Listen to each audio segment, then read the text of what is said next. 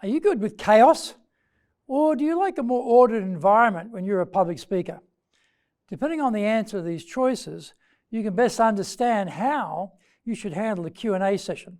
Find out more in today's show.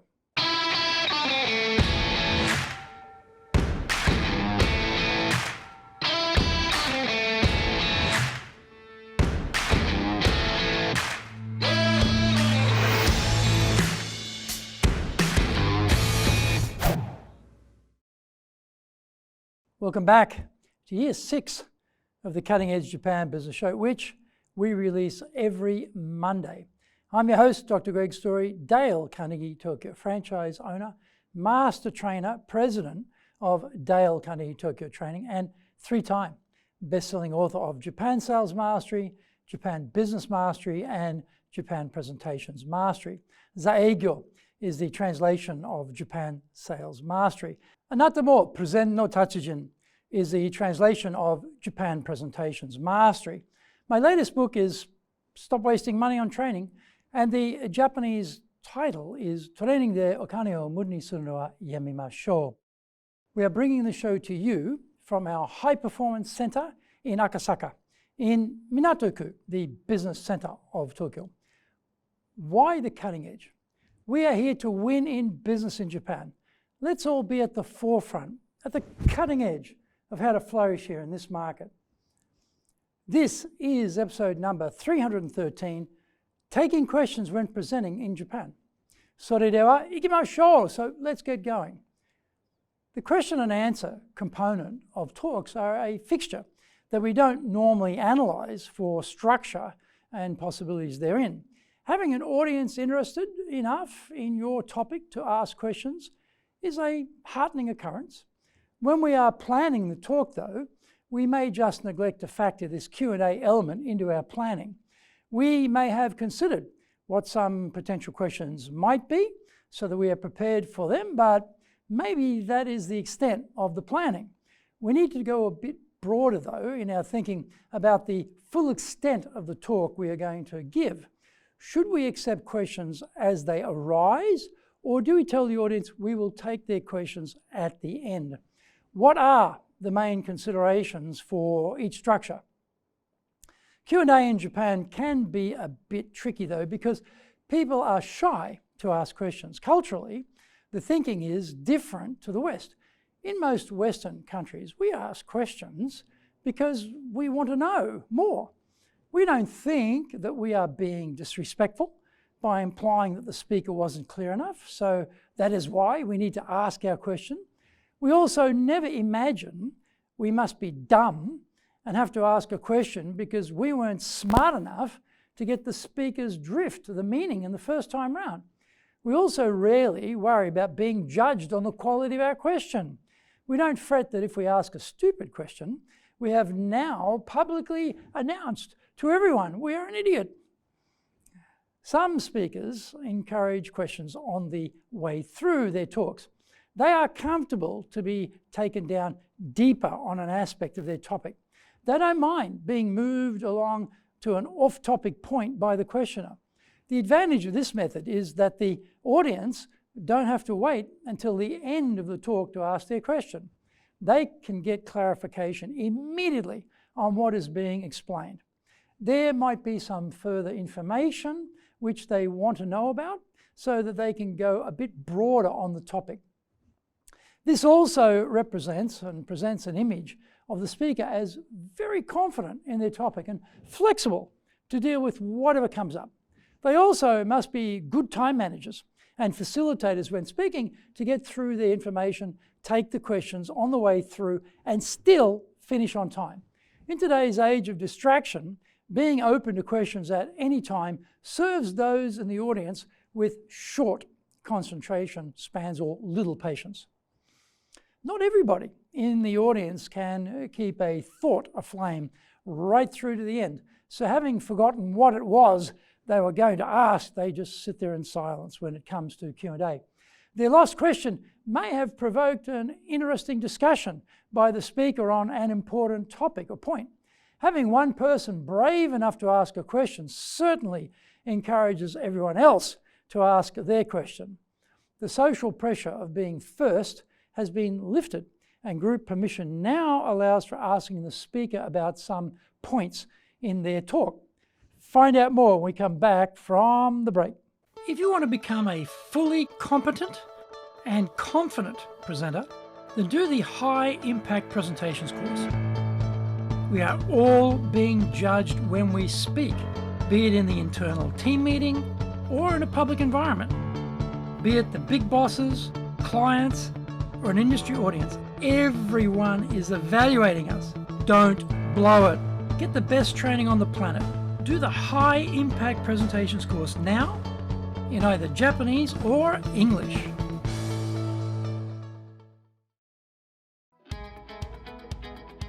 Speaking in public means our personal and professional brands are on show. Let's make it a total success. Japan Presentations Mastery is the Bible for presenting in Japan. This is the most comprehensive collection of experience and insight on presenting that you will ever need. Don't work it out by trial and error. Buy Japan Presentations Mastery and learn how to be confident, clear, and persuasive. Buy Japan Presentations Mastery now.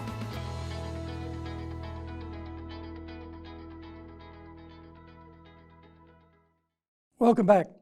On the other hand, the advantage of waiting until the end is that you remain in control of the order of the talk. You may have done an excellent job in the preparation of your talk and have dealt with all of the potential questions by the end of the talk. The Q&A then allows for additional things that have come up in the minds of the audience. It also makes it easier to work through the slide deck in order. The slide deck is like an autopilot for guiding us through the talk, as we don't have to remember the order. We just follow the slides. Of course, if we allow questions throughout, we can always ask our questioner to wait, because we will be covering that point a little later in the talk. Nevertheless, the questions at the end formula gives the speaker more control over the flow of their talk with no distractions or departures from the theme. Time control becomes much easier. We can rehearse our talk, get it down to the exact time before we open up for questions during the time allotted for Q&A. If we have to face hostile questions, this is when they will emerge. Prior to that, we have at least gotten through what we wanted to say. We had full control of the proceedings. If we get into a torrid time with a questioner early in the piece, it may throw our equilibrium off, throw us off balance, or cause some consternation or embarrassment to the audience, detracting from what we want to say. A public bun fight between the speaker and an audience member can be very harmful. The atmosphere can turn unpleasant very quickly, which pollutes everyone's recollection of you as a speaker. Also, if we don't know how to handle hostile questions well, our credibility can quickly crumble on the spot. A crumbling credibility in a public forum is not a good look for any speaker's personal and professional brands. So, my recommendation is for the seasoned pro speakers to take questions whenever you feel like it. For those who don't present so frequently, err on the side of caution and take the questions at the end. I hope you enjoyed today's show, and so please subscribe on YouTube. Share it with your family, friends, and colleagues. Become a regular. Hit the little bell icon to receive update notifications. Our website details are on screen now, www.dale-carnegie.cojp. It's packed with value, so certainly check it out. We try to offer as much value as possible, so you might also enjoy our other shows. In fact, we are releasing content 6 days a week. For podcast, Mondays for the Cutting Edge Japan Business Show, Tuesday for the Presentations Japan series, and every second Tuesday for the Business Tatsujin no Oshie Show, Wednesdays for the Sales Japan series, Thursdays for the Leadership Japan series, and every second Thursday for the Business Pro Podcast show, Fridays for the Japan Business Mastery Show, and Saturdays for Japan's top business interviews. Now, you get these wherever you get your podcast. Also, every Monday, we release the Cutting Edge Japan Business Show. Every second Thursday, we release the Business Pro Television Show. And every Friday, the Japan Business Mastery Show. Saturdays, every Saturday, we're releasing Japan's top business interviews. These are all on YouTube. We appreciate your support, and please let others know about it so they can benefit too. We want to make a contribution to helping people build their careers and businesses. And so please join with us in that endeavor.